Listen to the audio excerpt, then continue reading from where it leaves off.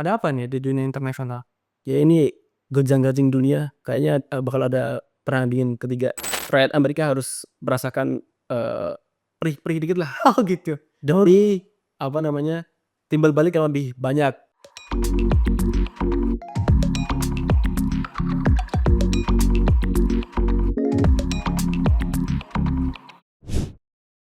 Halo, selamat siang, selamat malam, selamat sore, assalamualaikum warahmatullahi wabarakatuh, teman-teman KBK dimanapun Anda berada. Ketemu lagi dengan kami di sini dalam acara baru, sebuah acara kilas sepekan berita dengan pendekatan yang lebih informal, dengan gaya pendekatan bicara yang lebih santai. Bersama saya saat ini ada Mas Fida, redaktur pelaksana di KBK News. Kita nanti bisa tanya-tanya ke Mas Fida apa aja nih yang lagi hits di pekan-pekan ini. Halo Mas Fida, apa kabar? Halo Mas, sehat Mas? Alhamdulillah. Ini apa yang lagi rame nih di pekan-pekan ini di KBK News? Ya rame, wakeh Mas, banyak sekali yang rame. Oh, wakeh. Oh, wakeh. Wakeh itu oh banyak. Banyak, Oh banyak.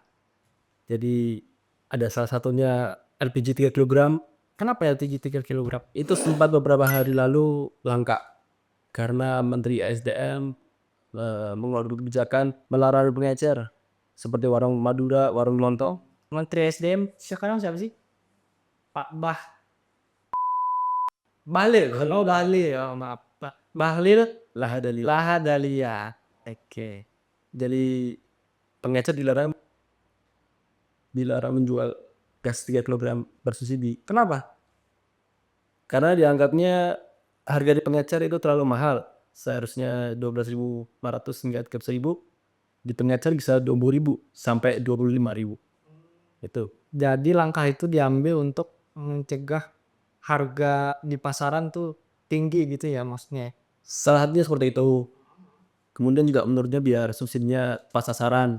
Oh tepat sasaran. Karena selama ini dibilangnya subsidi nggak tepat sasaran.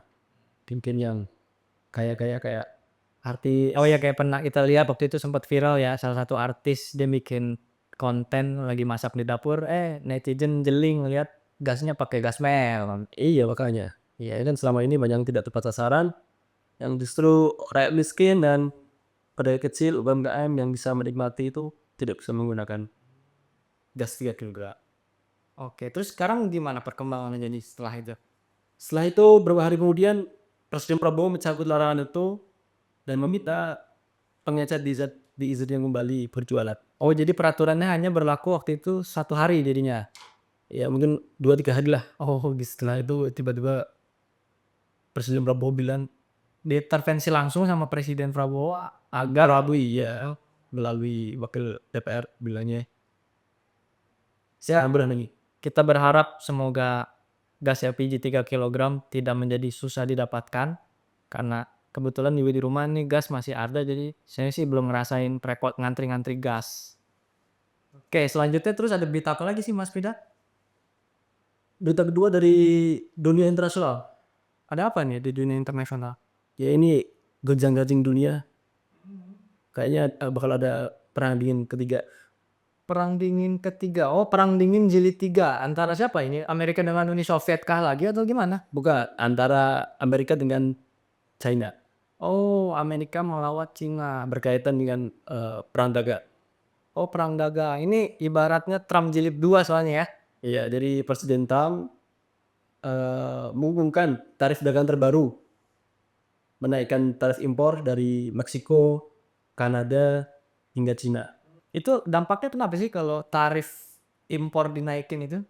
Tentu saja nanti barang-barang di Amerika akan lebih mahal karena tarif impornya dinaikkan dan bisa saja mengganggu suplai impor dari Meksiko, Kanada, dari Cina ke Amerika, sehingga yang terdampak bukan hanya di tiga negara itu, tapi negara-negara ASEAN.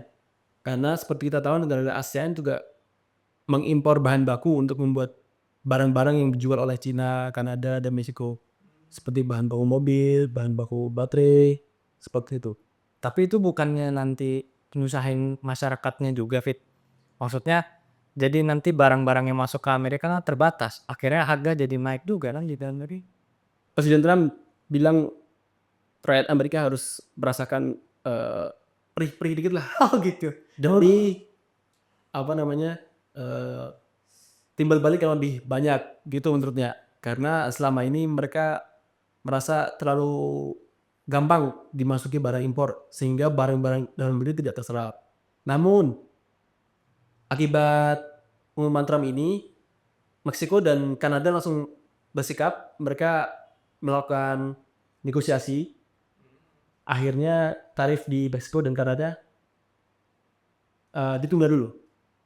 Namun yang Cina belum dibatalkan. Salah satunya mereka Kanada dan Meksiko dengan melakukan komitmen akan menjaga perbatasan Di timbal baliknya itu. perkara dijaga di perbatasan agar imigran ilegal tidak masuk ke perbatasan Amerika. Nah, kalau dari sisi Cinanya sendiri apakah ada tindakan balasan nih ke Amerikanya? Cina juga melakukan tindak balasan dengan menaikkan tarif impor Amerika ke Cina tentu saja. Namun selanjutnya belum tahu ya apakah akan ada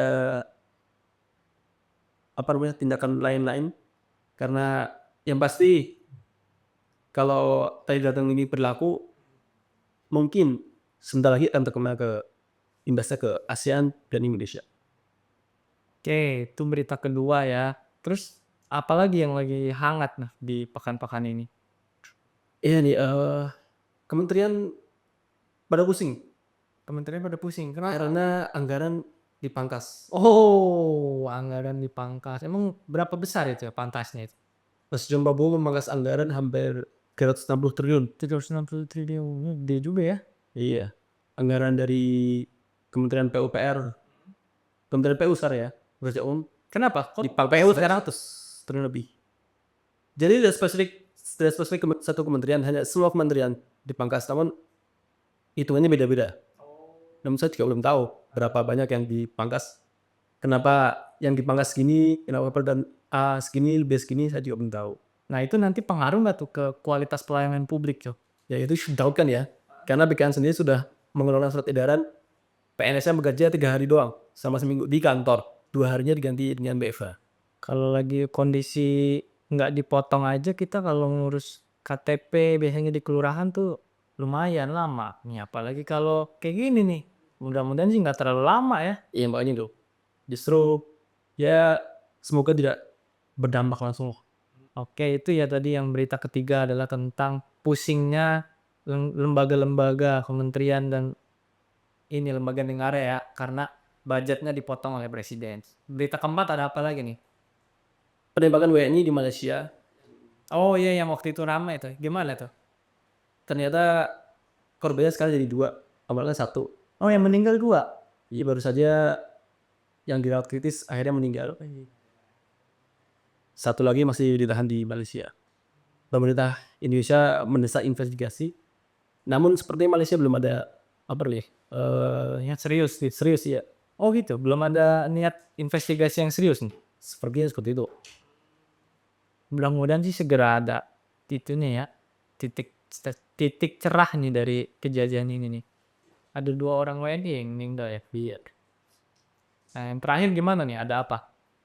Ini puluhan rumah di perumahan, salah satu perumahan di Tambun Bekasi digusur. Perumahan Tambun Bekasi Iya, digusur. digusur. Lah, kenapa ini dia? Terkait sengketa sertifikat hak milik. Padahal mereka yang tinggal itu udah ada puluhan tahun, udah ada juga membayar KPR bertahun-tahun, ada juga yang udah membayar pajak puluhan tahun. Dan mereka pun punya sertifikat hak milik juga. Iya. Jadi double dong.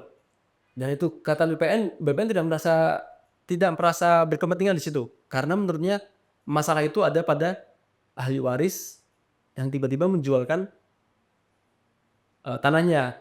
Tapi ahli waris pegang sertifikat itu juga. Nah itu kita harus perlu dalam lagi. Perlu didalami lagi. Dan saat ini sudah digusur dengan perintah pengadilan sebagian pindah. Mau berkompromi lah, diam biar digusur, mereka akhirnya mau bayar. Dari cerita, gugatan pengadilan mengabulkan gugatannya si pemilik lahan yang ini ngaku-ngaku punya di awal nih. Iya ya. Gitu ya, atas dasar apa ya? Apa karena dia pegang sertifikat juga ya? Iya seperti tadi, katanya masalah warisan, satu ahli waris Ini menarik dijual, sih. Ini satunya tidak agak ngeri ya. tidak terima kalau ada tanah ahli warisnya dijual. Mmm, ngeri kenapa? Karena takutnya ini ada permainan biong nggak sih? Biong tuh kan kayak ibaratnya mafia-mafia tanah tuh ya, di Asia temukan di wilayah-wilayah pinggiran lah. Ya kita pungut lah, sebagai pejuang KPR, uang kita di sana, ya bertahun-tahun, impian kita ke rumah, hilang gitu saja, ya gimana? Turut prihatin juga sih mendengarnya. Oke teman-teman itu tadi, kilas berita sepekan bersama Mas Pida, redaktur pelaksana di KBK News. Kita ketemu lagi di kilas berita sepekan di pekan berikutnya. Wassalam.